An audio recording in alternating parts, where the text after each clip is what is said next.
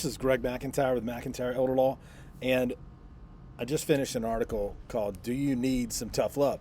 So I thought I would get on and talk about it. Tough love for me, thinking about what would I tell myself if I went back to when I was 20. What are the important things I would tell myself? Probably quite a lot. Um, Life teaches us many lessons over time, but you know, in thinking about that, I think it would be true to yourself, never fear, have faith in my vision and my dreams, start investing in real estate early, or investing period early. Don't worry about what others say, and plan and stick to the plan, and be disciplined with my life, my schedule, my body.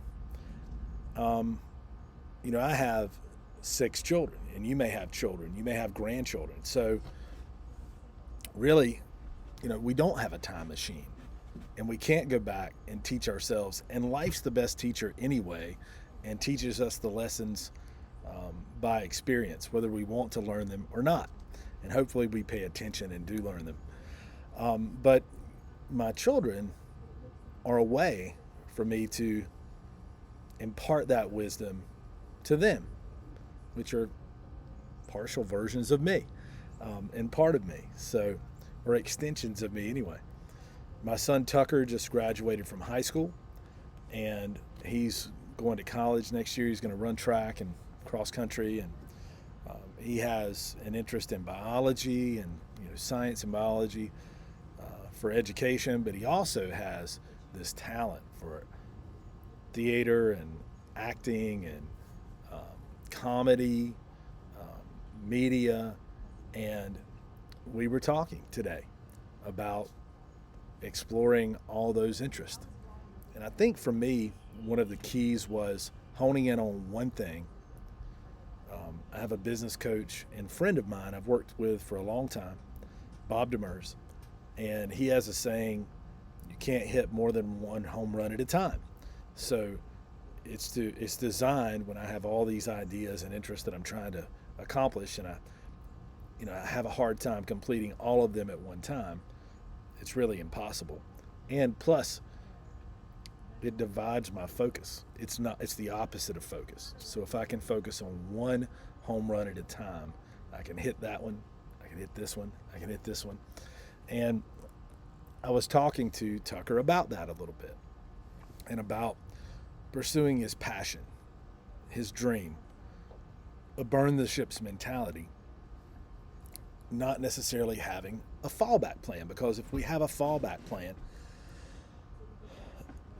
then that's an easy out for us when the going gets tough. And the going's always going to get tough when you're trying to do big things. And achieving our dreams and our passions, they should be big. And to achieve those, it's going to be tough.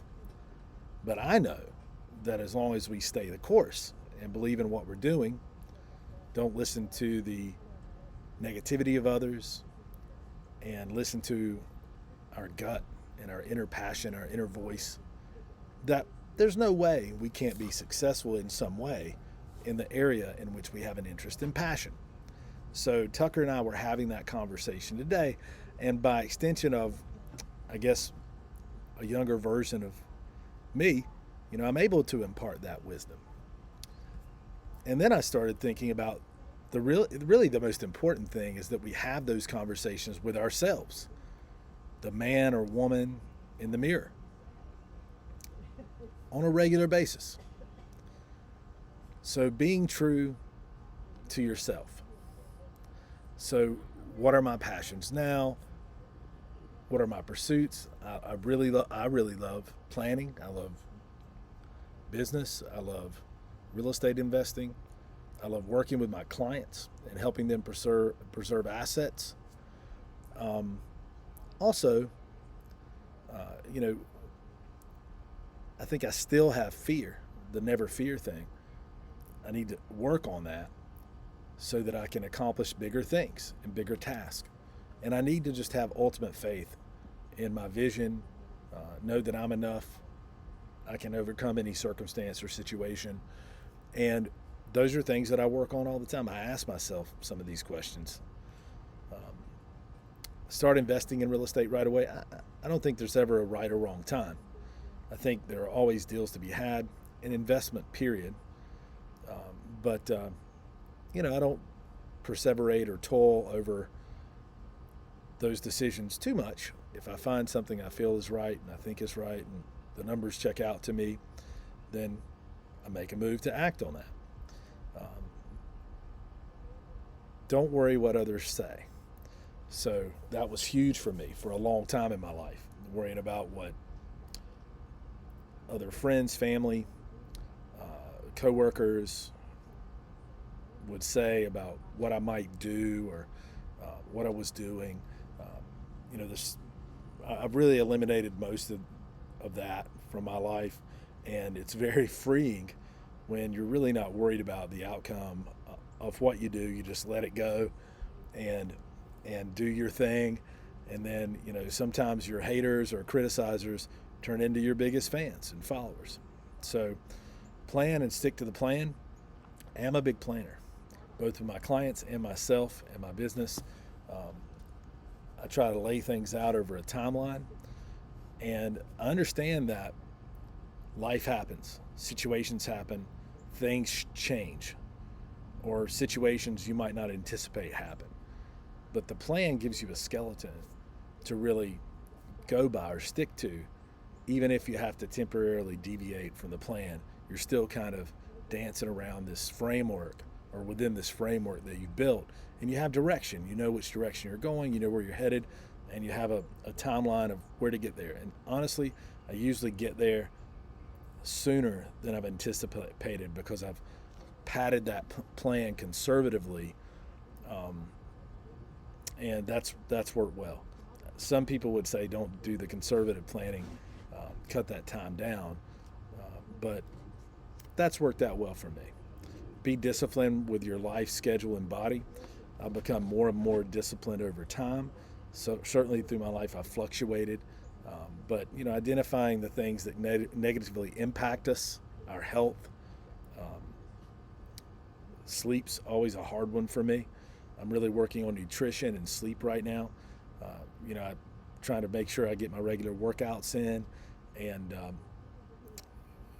just make sure I'm tuned up, because if I am and I feel great and I'm happy, then I have a better impact on my family, on my clients, on my business, on my team, at work too. So I would encourage you to evaluate these things in your own life.